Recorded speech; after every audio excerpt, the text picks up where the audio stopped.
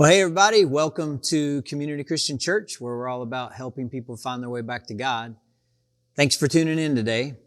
Last week we started in on a series wrapped around the incredible story of a woman in the Bible whose name is Esther. She has a book in the Bible that bears her name, and that book is sandwiched in between the books of Nehemiah and Job. And last week we talked through the first 2 chapters of the book of Esther. And today we'll keep going with the next section of her story. I really encourage you to read it on your own as we go through it. It's a pretty brief book, but there's so much for us to consider and learn from Esther. And her story is, in part, about one of the most unlikeliest heroes in the Bible. We'll see today how she becomes a person of courageous faith. Tenacious, enduring faith. And this gets to how God actually does this in a person. How does God form people? How does God create enduring faith, tenacious faith in a person? So if you have a Bible, get to the 3rd chapter of the book of Esther. That's where we'll begin today. And to make sure we're all on the same page, a little review from last week. This story takes place around 470 BC when Israel is in exile. The people of Israel are far from home. They're in the capital city of Persia in the Persian Empire, which was the top superpower in the world at the time. And for the Israelites, the Jewish people, there's no prospect of a return home. They're in exile. They're far from home. And there's no mention in this book of their homeland, of Jerusalem, of the temple, the place of worship, of sacrifices or priests or anything like that.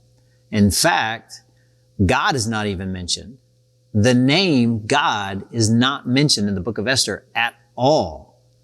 But he's very present, and he's very much at work in all kinds of ways, as we'll see. Last week we saw that Esther was chosen to replace the old queen, who was called Vashti, Queen Vashti, and Esther was to marry the king, become the new queen. She was to marry the king Ahasuerus, also known as Xerxes, who we saw as this kind of superficial, party-loving, immature, almost vain king. And he chooses Esther simply on the basis of her physical appearance, because she's a beautiful young woman. But she's chosen just to be a beauty queen, a trophy wife of sorts, eye candy. But she ends up becoming a kind of warrior, really. King Ahasuerus had no idea what he was getting himself into when he chose Esther to be the queen. Several years ago now, a company, I think it was Mattel, they had a little mix-up. The little voice boxes that were intended for Barbies. I don't know how many of you had a Barbie doll when you were younger, but they ended up in the G.I. Joes. I don't know if you ever had a G.I. Joe when you were younger. And the voice boxes that were intended for the G.I. Joes ended up in the Barbies. Hundreds and hundreds of these dolls. Well, because they were mixed up, those little voice boxes, there were tons of kids that got a surprise when they pulled a little string on the G.I. Joe, and G.I. Joe would say, "Let's shop till we drop." And they'd pull Barbie's string, and Barbie would say, "Eat lead, Cobra, vengeance is mine," Well, the book of Esther is the story of a king, Ahasuerus, who thought he was getting a Barbie doll and ended up with a G.I. Joe, and he had no idea. How does God form a strong, defiant, bold faith in an unlikely person like Esther? How does God form strong, defiant faith in people like us? How does he form us so that we develop trust that endures all kinds of obstacles and challenges?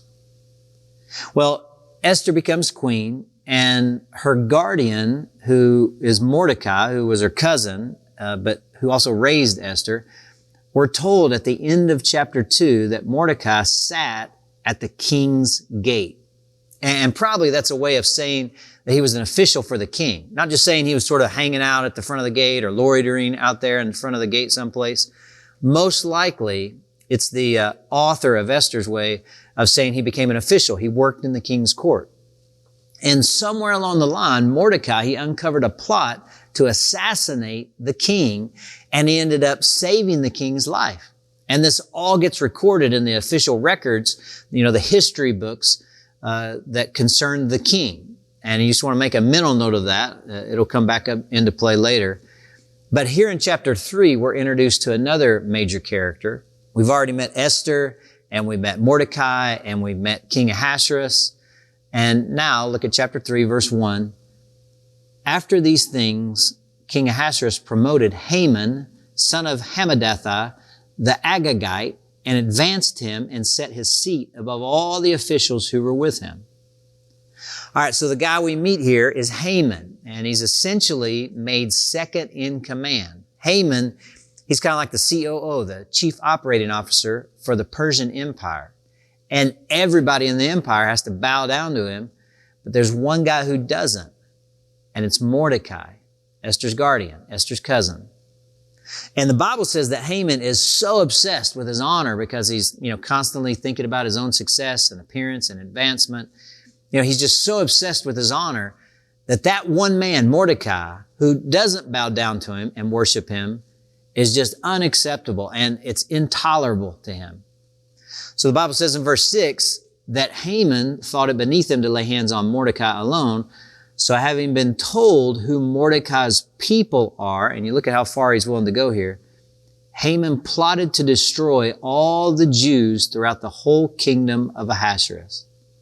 All right, so Haman, he plots to not just get rid of Mordecai, but to get rid of all of Mordecai's people, the Jewish people. He plots to commit genocide on the Jewish people, all the Jewish people throughout the entire Persian Empire, all 127 provinces, because one guy, Mordecai, didn't bow down to him. It says in verse 7 of chapter 3 that Haman, he casts lots, which will come back around later as well, but he rolls dice. He essentially calls the psychic hotline to come up with a specific date when all the Jews, all of Mordecai's people, should be exterminated. And then he goes to the king with this plan in verse 8, and he says, hey, there's a certain people that are scattered and separated among all the peoples in the provinces of your kingdom, and their laws are different from those of every other people. Now, essentially what he's telling the king here, it's true. I mean, the Jewish people were distinct. They had distinct customs. They had distinct practices that honored God. They had the law. They had Torah. And so in one sense, they were different. But then Haman says this, and they do not keep the king's law. And here Haman is simply being deceptive because that's just not true. They have different laws from the rest of us, and they don't follow the law of the land, the king's law. And he says, so it's not appropriate for the king to tolerate him. So he makes this case. And then after making this argument, Haman says, I got a solution. He says, if it pleases the king, let a decree be issued for their destruction, and I will pay 10,000 talents of silver into the hands of those who have charge of the king's business so that they may put it in the king's treasures. In other words, he's offering the king a bribe, 10,000 talents. That's over 300 tons. That's virtually the whole amount that was received by the empire in a year. That was like their gross national product. Haman says, I'll donate that much money to you, king, if you just let me kill this entire group of people, if you let me commit genocide on them. Now, here's how the king responds in verses 10 and 11. So the king took his signet ring from his hands, which is a symbol of authority there, and gave it to Haman, son of Hammedatha, the Agagite, the enemy of the Jews. All right, so the king said to Haman, the money's given to you and the people as well to do with them as it seems good to you. So in typical fashion for what we've seen from this king, this kind of superficial, appearance-obsessed king, he says, okay, whatever. He doesn't even know what the group of people are in this story that Haman is planning to kill. He just hands over his authority. Well, word about this gets out. And in chapter 4, it tells us that when Mordecai learned all that had been done, he tore his clothes, he put on sackcloth and ashes, and went through the city wailing with a loud and bitter cry. He went up to the king's gate, for no one might enter the king's gate clothed with sackcloth. And every province, wherever the king's command and his decree came, there was great mourning among the Jews with fasting and weeping and lamenting, and most of them lay in sackcloth and ashes. Okay, so what's happening here is this essentially is a form of protest. It's kind of like picketing in our day. Mordecai is protesting this policy. And word about this gets to Esther in the court, and Mordecai gets word to Esther through an intermediary. And he says to her, again, through this intermediary, he says, listen, Esther, you got to do something about this. You got to go to the king. You got to plead with him on behalf of our people because Esther, we're in your hands now. It's all up to you. Now, this is the first thing that God does as Esther is going to change from a fairly passive person, which she's been up until this point. And the first thing that God does is he uses the challenge of a devoted, very tough, loving friend. God, he begins to build this amazing faith in her by using a very severe challenge by a devoted but quite tough, loving friend. And God does the same thing with us. For Esther, God uses Mordecai, and Mordecai says to Esther, hey, you need to go to the king. We're in your hands. And understandably enough, Esther doesn't really want to do this. Take a look at chapter 4, verse 11. She says, all the king's servants and the people of the king's provinces know. And again, this is Esther sending this message now back to Mordecai through this intermediary. Everybody knows that if any man or woman goes to the king inside the inner court without being called, there is but one law, all alike are to be put to death. In other words, the king's not accessible. Not many people get to see the face of the king, get an audience with the king. Everybody can actually be put to death if they go unsummoned, if he doesn't call for them. Only if the king holds up a golden scepter to someone, may that person live. I myself, she says, have not been called to come into the king for 30 days. Catch this. It's a capital offense, she says to Mordecai, to approach the king unsummoned, especially if you're going to tell him that you don't like the way he's doing his job. The king's not real crazy about having people defy him openly. You remember what happened to the last queen, Vashti, when the king told her to do something and she didn't. And beyond that, Esther says, the king hasn't summoned me for 30 days. You think about this. They're husband and wife, the king and Esther, and she hadn't seen him for a month. And so it looks to her like the king's not as excited about her as he once was in her early days as queen. And so she has very good reason to wonder just how much influence she'll really have with the king. She hadn't even been in his presence, hadn't even seen him for a month. Mordecai is telling her, go and tell him to just counteract this order. And she has some pretty good reasons not to go. And many folks, I think, would stop right there if Esther said that to them. A lot of people would say, hey, I understand. I get it. That's not a reasonable thing for you to do. Something else will turn up maybe. But Mordecai doesn't settle for that. Mordecai is her guardian, and he's also her devoted friend. And he's also a tough, loving friend, and he's going to challenge her. Verse 12 says, when they told Mordecai what Esther had said, Mordecai told them to reply to Esther, do not think that in the king's palace you will escape any more than all the other Jews. For if you keep silent at this time, relief and deliverance will rise for the Jews from another place. But you and your father's family will perish. And then he says these incredible words, magnificent words. One of the most famous verses in the Bible, certainly the most famous verse in this book of Esther. He says to her, and who knows but that you have come to royal position for such a time as this. For such a time as this. In other words, Mordecai says to Esther, the fate of the whole nation, the fate of the people of God, it rests in your hands. He's going to clarify for her. Mordecai's going to clarify for Esther who she is and what her calling is. And let me tell you, the best of friends do that. Esther, he says, you have not been brought to this point in your life for the sake of just accumulating an exquisite wardrobe and precious gems and exotic fragrances. And you haven't been brought to this point to become the most desirable and attractive woman in the kingdom. And you haven't been brought to this point for any of the reasons that this foolish king thinks you have been. You have been brought to this point by God. You have been brought to this moment to work for justice and to spare God's people of great, great suffering and to keep alive God's dream of a distinct people, His community who belong to Him and honor Him. You have been brought to this moment to oppose a man who is vile and evil and supremely powerful. You have been brought to this point to be part of God's plan to redeem the world. You are no Barbie doll, Esther. See, he issues this very strong challenge. If you say no here, Esther, if you miss this, you might just miss the purpose of your whole existence, certainly your existence right now. So let me ask you, who plays the role of Mordecai in your life? I mean, think for a moment. Think of a name or a face if you can. Who is it that helps you identify what it is that God is calling you to and what God expects of you? Who helps you identify God's leading in your life? And more than that, who loves you enough to challenge you in those moments when you're tempted to shrink back? You know, who inspires you to be courageous and defiant in the face of a world that will cause you to shrink back from following God? Who loves you enough to tell you the truth about yourself and the truth about this world that you find yourself in? Who does that for you? Who cares enough about you to say, I think this is what God's calling you to. Don't turn away from it.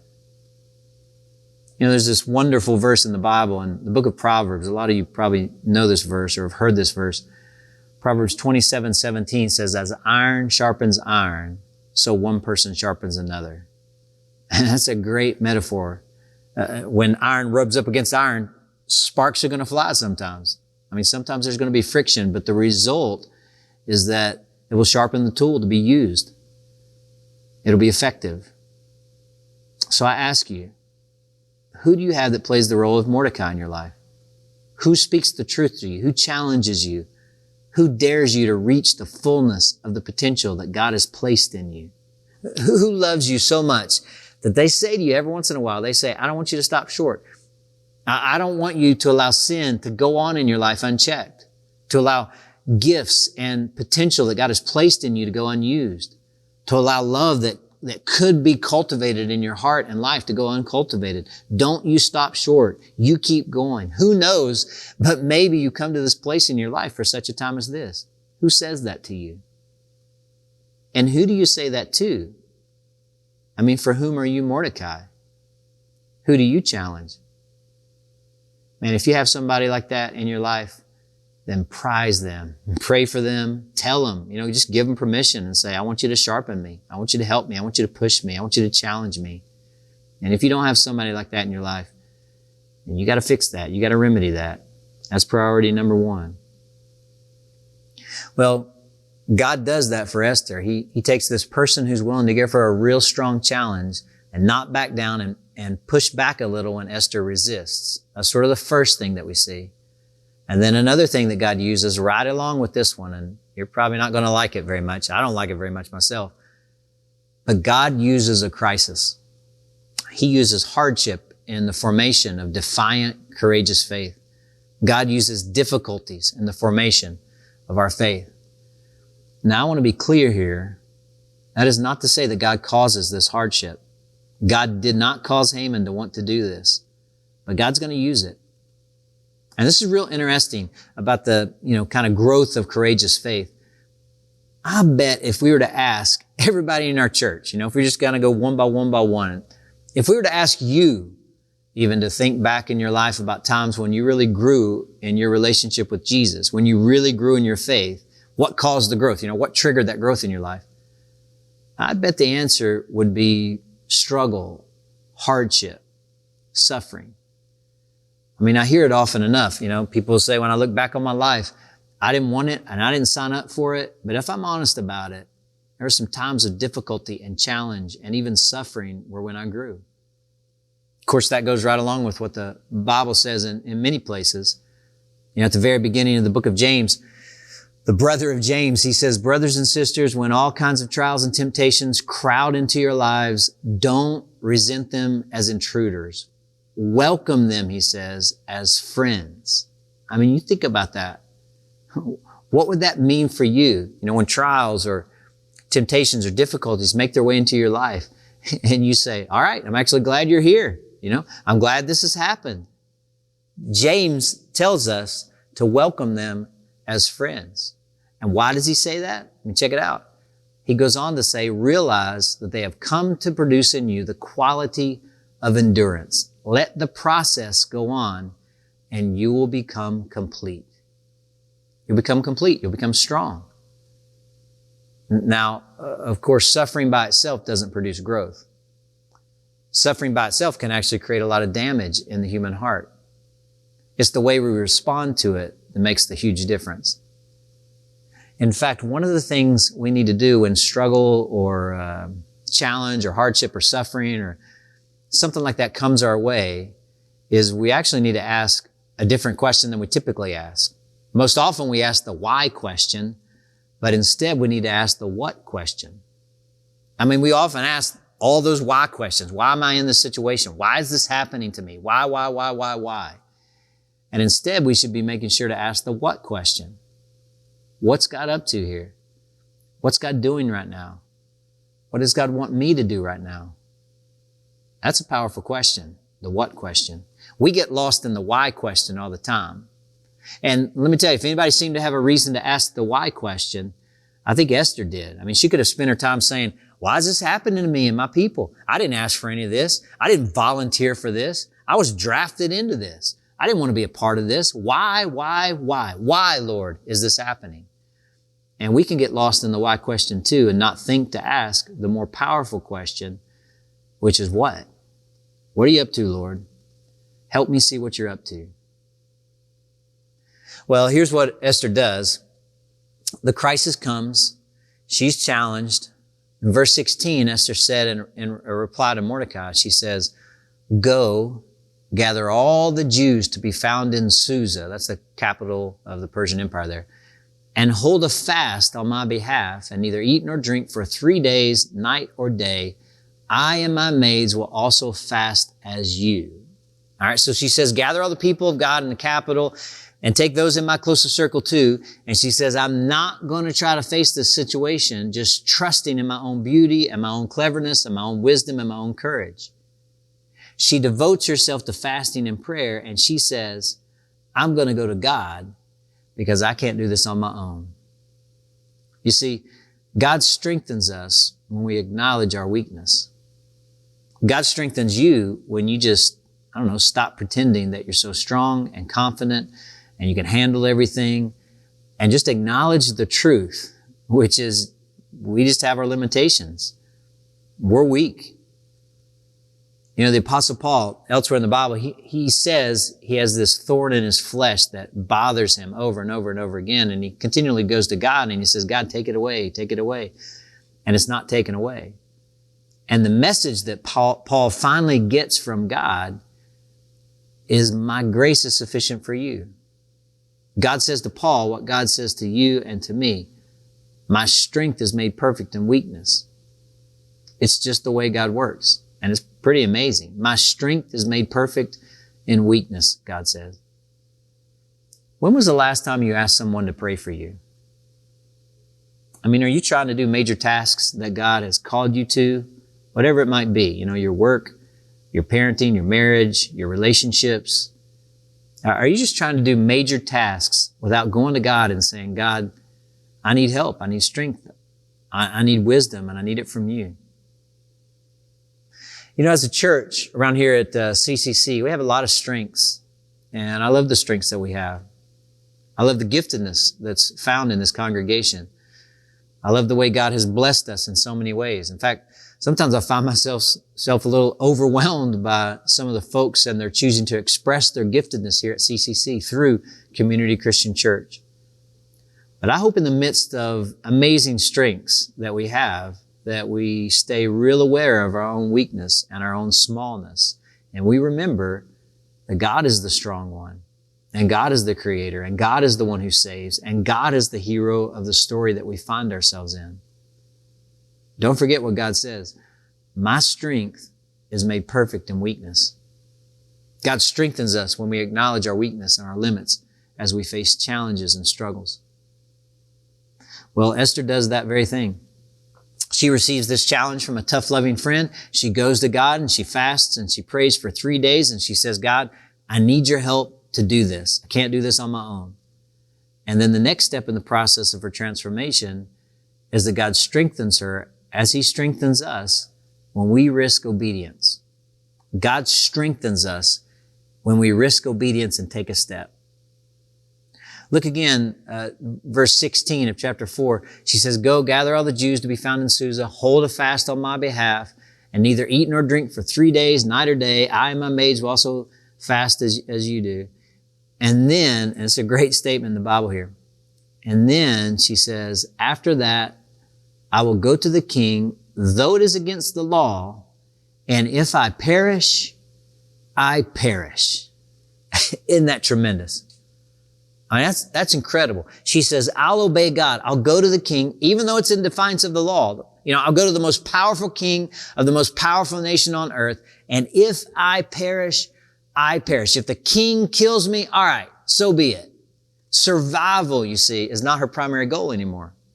Her life has been given over to something so much bigger than her own existence or the retaining of her royalty. Her worst case scenario now is not death. It's disobedience. It's to turn her back on God. Her primary goal now is to honor God, obey God, step into what God wants her to do, no matter the cost. No matter the cost. Esther, you see, she has a rightly ordered life now. It's not about, I'm the queen, man. I've got plans and maybe God, you can be a part of my plans at some point. No. She's concluded God's God. And obeying him is the most important thing, no matter the cost. And that, gang, is a good place to live. It's a freeing place to live. It's sort of the sweet spot of living a courageously strong life of faith. And it's also the turning point of this entire book. Because up until this point, Esther's been pretty passive. You look back to chapter 2, the 10th verse says, when Esther first becomes queen, the writer says, Esther did not reveal her people or kindred, for Mordecai had charged her to not to tell. So she does what Mordecai told her to do. And the writer says the same thing in verse 20. Esther had not revealed her kindred or people as Mordecai had charged her, for Esther obeyed Mordecai. And then again in chapter 4, verse 8, Mordecai also gave him a copy of a written decree issued in Susa for their destruction, that he might show it to Esther, explain it to her, and charge her or order her to go to the king. In other words, she's been responding to orders, and appropriately so. But now, if you look at verse 17 there, Esther has been challenged. She faces the crisis. She throws her dependency before God. And she says, after all that, I'll go to the king. She goes against the law. And she says, if I perish, I perish. And then notice this. Mordecai then went away and did everything as Esther had ordered him. There's a fundamental shift you see in the story. And from here on out, Esther has grown and will grow. And God's going to save the people through her wisdom and her courage and her actions. But she is stepping into obedience now. What if she had said no? What if Esther had said, I'm just going to take a pass on this one. Maybe there'll be another thing down the road, but I'm not going to obey God on this one. I'm not going to go to the king. See, God strengthens us when we risk obedience. You and I, though, we got to take the first step. God has a purpose. God has a calling for your life. You have come to this moment in time, and it's not for nothing. God has a purpose, but often, as Esther did, we'll experience it as a kind of interruption. It's going to feel like it's getting in the way of whatever our plans are, as I'm sure it felt to Esther. And then we'll have a choice to make. Will we say yes to God, or will we turn aside? What have you come to this moment for? I mean, it's no accident that you're here, tuning into Community Christian Church. What have you come to this moment for? What's God asking you to do? What challenge is before you? And are you saying yes to Him? Will you risk obedience? Will you say yes to God? You don't want to say no. I don't think you want to get to the end of your life and have come to moments, divine appointments in a way, and just have shrugged them off. I don't think you want to do that. So don't. Say yes. Step into the calling God has on your life. Take a step of obedience in whatever direction God has laid before you, and just see what happens in your life. Well, next week we get to see what happens in Esther. And you may want to go ahead and read through the end of the book, the final few chapters, and we'll pick up the story and see what we can learn from what's a remarkable conclusion of the book of Esther. It's quite an ending. So I'll see you right back here next week. Same bat time, same bat channel.